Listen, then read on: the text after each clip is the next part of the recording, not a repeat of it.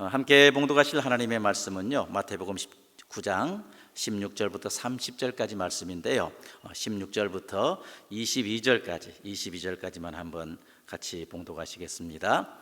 어떤 사람이 주께 와서 이르되 선생님이여 내가 무슨 선한 일을 하여야 영생을 얻으리이까? 예수께서 이르시되 어찌하여 선한 일을 내게 묻느냐? 선한 일은 오직 한 분이시니라. 내가 생명에 들어가려면 계명들을 지키라. 이르되 어느 계명이 오니까? 예수께서 이르시되 살인하지 말라, 간음하지 말라, 도둑질하지 말라, 거짓 증언하지 말라, 내 부모를 공경하라, 내 이웃을 내 자신과 같이 사랑하라 하신 것이니라. 그 청년이 이르되 이 모든 것을 내가 지켰사오는데 아직도 무엇이 부족하니이까?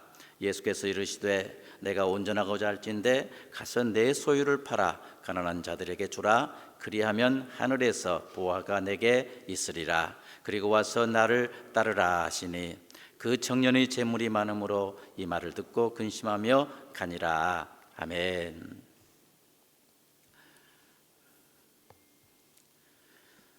땅을 보고 산다, 땅을 보면서 살아간다라는 이런 말이 있습니다. 땅을 보고 산다라는 이 말의 의미는요, 이 세상의 소망을 두고 또한 이 세상의 것에 만족하며 산다. 이 세상을 바라보고 이 세상의 것으로 만족하며 살아간다라는 그런 의미라고 할 수가 있습니다. 여러분은 이 세상에서의 그 성공의 척도가 무엇이라고 생각하십니까? 이 세상에서 성공했다라고 하는 그 성공의 기준, 척도, 이것이 무엇이라고 생각하십니까? 최소한 이 세상에서 성공했다 한다면 뭐예요? 기본적으로 돈 많이 벌고요, 또한 이제 높은 지위도 이렇게 오르고요, 더 많이 배우고요, 이런 등등해서 소유의 넉넉함에, 자기 소유의 그 넉넉함에 성공의 척도를 두는 경우들이 많습니다. 그리고 솔직히 이런 것들은요, 육신을 입고 이 세상을 살아가는 한 꼭 우리에게 필요한 것임에도 또한 사실입니다. 필수불가결한 것입니다. 그래서 사람들은 이것들을 얻기 위해서요, 열심히 지금도 노력합니다. 더 많은 돈을 벌기 위해서 남들보다 더 빨리 일어납니다. 더 높은 지위에 오르기 위해서 이제 열심히 일하는데 때로는 권모술수도 이렇게 동원한 걸 볼 수가 있습니다. 그리고 어떻게 해요? 남을 다스릴 수 있는 그런 권력을 얻기 위해서 예를 쓰는 것을 볼 수가 있어요. 성경에 보면 예수님의 제자들도 그랬지 않습니까?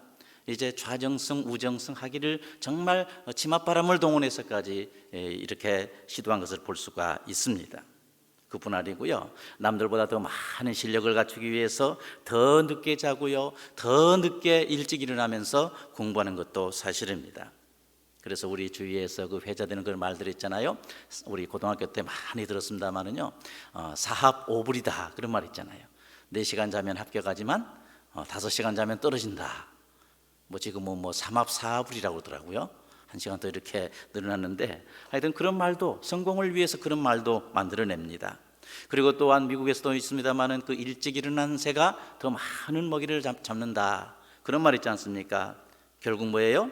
일찍 일어난 것이 부지런함이고요, 부지런함이 있을 때 결국에는 성공한다라는 이러한 등식이라고 생각할 수가 있습니다. 성경에도 보면요, 그 이방 사람들의 그 성공의 개념을 언급한 부분이 나오는데, 마태복음 20장 25절에 보면 뭐라고 그랬어요? 예수께서 제자들을 불러다가 가라사대 이방인의 집권자들이 저희를 임의로 주관하고 그 대인들이 저희에게 권세를 부릴 줄을 너희가 알거니와 라는 이 말씀을 통해서 볼 때요, 권력을 잡는 것, 그래서 남을 원하는 대로 임의대로 시키는 대로 부릴 수 있는 그런 위치를 점하는 것, 이것이 바로 성공의 개념으로 생각하는 경우가 많습니다. 그래서 많은 사람들이 생존을 위해서요, 또는 그 성공을 위해서 이 땅에 존재하는 것을 얻기 위해서 노력하고 경쟁하고 자기의 목숨을 거는 경우들이 많습니다. 여기 계신 여러분들도 예외는 아닐 거라고 생각합니다. 덜 먹고 덜 자고 때로는 병원에도 가지 못하면서요, 남들보다 더 성공하기 위해서 정말 뛰어온 게 사실 아닙니까? 제가 다른 교회 있을 때 어떤 권사님하고 대화를 하는 경우가 있었는데요, 그분은 그러시더라고요. 나는 내 일생에는 미국에서 행복이 없다. 그저 내 자식들만 잘 되기 위해서 나는 존재한다. 내 행복은 전혀 고려치 않는다는 것입니다. 자녀만을 위해서, 그리고 자녀가 잘 되기만 한다면 내 생애의 목표는 바로 거기에 있다. 나는 내 행복에 대해서 아랑곳하지 않는다 하면서 열심히 늙었음에도 불구하고, 그때도 뭐 사무실 가서 청소하고요, 뭐 하는 그런 꾸준히 일 안 해본 일이 없다고 하는 그런 고백을 제가 들었습니다.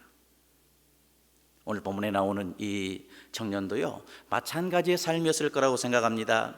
이 청년은 누가복음 18장 18절에 보니까 관원이다라고 했는데요, 오늘날 말로 하면 한마디로 공무원이라고 말입니다. 공무원 쉽게 될 수 있습니까? 그때 당시 유대 상황은 잘 모르겠습니다만은요, 우리의 경우를 비춰볼 때 공무원 쉽게 되는 것 아닙니다. 정말 그 누구보다도 열심히 공부해서 그 힘든 관문을 통과했으리라고 저는 생각을 합니다.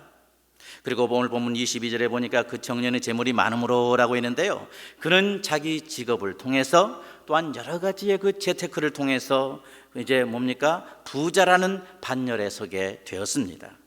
모르긴 해도요, 이 많은 재물을 얻기 위해서 정말 보이지 않는 수많은 어떤 그런 노력을 했으리라고 생각합니다.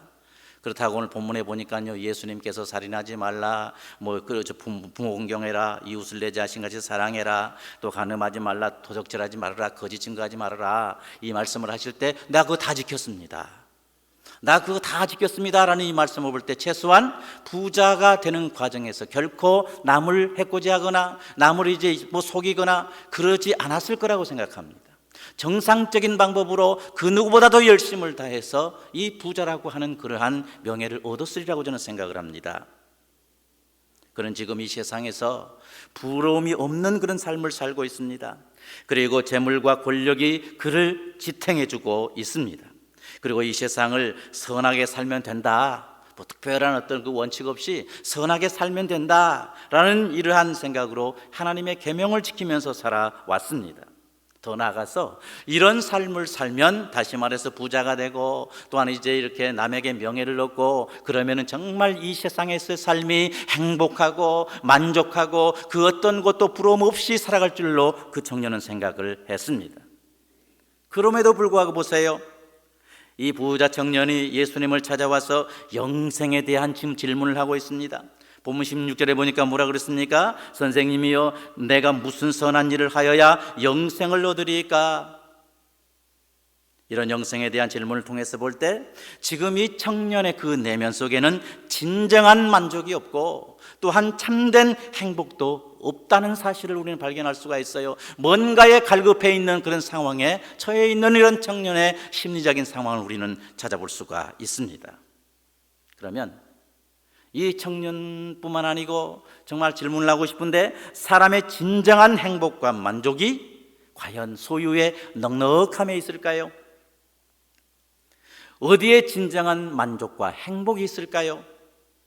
돈 많은 곳에요? 지위 높은 곳에서요? 건강해요? 어디에 과연 행복이 있을까요? 마음의 평안이 있을까요? 우리 사람은요, 영혼과 육체를 소유한 하나님의 형상으로 창조되었습니다. 그렇기 때문에 우리가 가지고 있는 육체, 이 육체가 만족한다고 해서 결코 전인적인 만족을 우리는 누릴 수가 없습니다.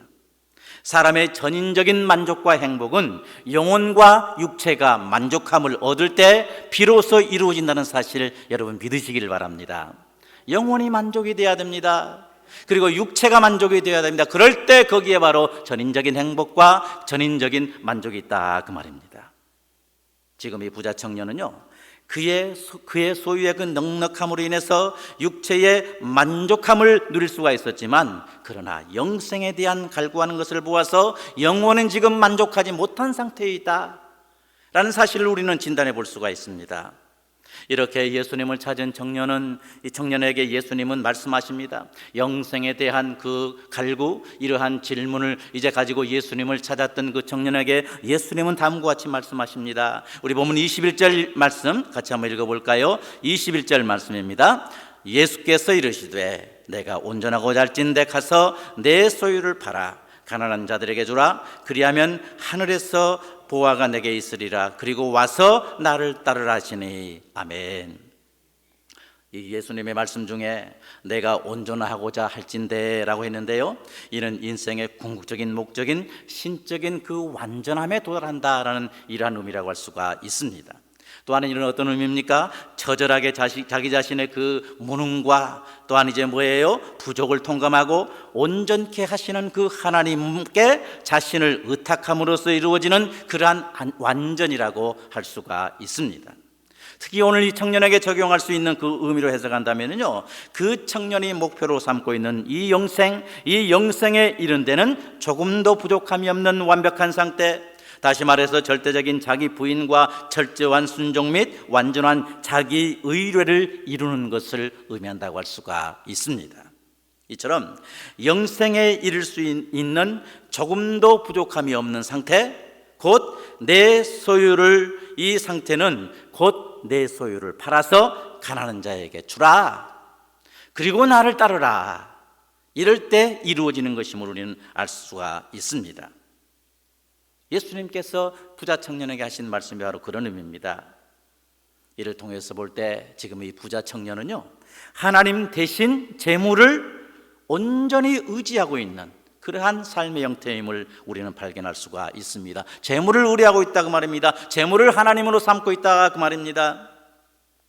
사실 이 영생이라는 말, Eternal Life라는데 이 영생이라는 말은요, 영존하시는 하나님의 생명에 참여하는 것을 우리는 영생이라고 합니다. 그리고 흔히 말할 때 영생은 뭐 내세에만 이루어지는 게 아니고 바로 예수님 믿는 그 순간부터 이제 주어지는 그러한 새로운 삶, 기쁨의 삶, 이것을 우리는 영생이라고 할 수가 있습니다. 이 영생은요, 오직 하나님의 은총에 의해서만 우리에게 주어질 수가 있는 것입니다. 그런데 이 부자 청년은요, 얼마나 많은, 그리고 어떠한 선행을 쌓을 때 얻을 수 있는 것이라고 하는 잘못된 이러한 신앙관을 가지고 있어요. 내가 많은 소유를 가지고 있으면은요, 그리고 내가 정말 이제 뭡니까, 이 선행을 이렇게 쌓으며 살아갈 때 얻을 수 있는 것이 영생이다, 그런 생각을 했습니다. 그리고 그렇게 살았던 것입니다. 그러나 그 결과 뭡니까? 영생을 어떻게 얻을 수가 있습니까? 주님 앞에 곤고한 마음으로 나와서 묻는 이런 삶으로 결론 지어지고 말았습니다. 예수님은 영생에 대해서 말씀하실 때요, 이 영생은 이 땅의 보화와 또한 이 보화에 대한 소망과 의지함을 끊고 하늘의 보화를 소망하고, 이 땅 보화 소망한 것이 아니고 하늘의 보화를 소망하고 하늘의 보화를 쌓기 위해서 절대적으로 자기 자신을 부인하고 또한 이제 철저한 순종, 완전한 의뢰를 이룰 때에 얻을 수가 있는 것이다 라고 우리 예수님은 이렇게 말씀하고 계십니다. 가서 내 소유를 팔아 가난한 자들에게 주라, 그리하면 하늘에서 보화가 내게 있으리라 라고 하셨는데, 이 말씀은 뭐예요? 지금 너의 주인인 재물을 팔아버리고 하늘의 보화를 너의 새 주인으로 삼아라. 그렇게 예수님께서 영생의 길에 대해서 설명해 주고 계십니다.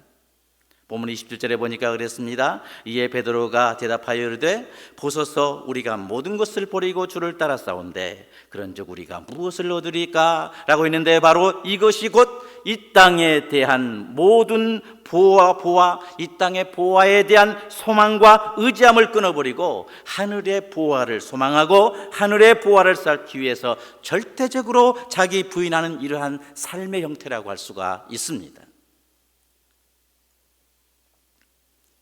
예수님은 그 청년에게, 그 부자 청년에게 하늘 보화를 소망하면서 자신을 따르라 라고 이렇게 말씀하고 계시는데, 예수님보다 더 사랑하는 그것이 있다면 모든 것 다 버려버리고 오직 예수님만을 보화로 생각하고 예수님만을 따르고 예수님의 말씀대로 행함으로써 하늘의 보화를 쌓는 삶을 살 때 그것에 바로 영생이 있다 라고 이렇게 예수님은 청년에게 말씀하고 계십니다.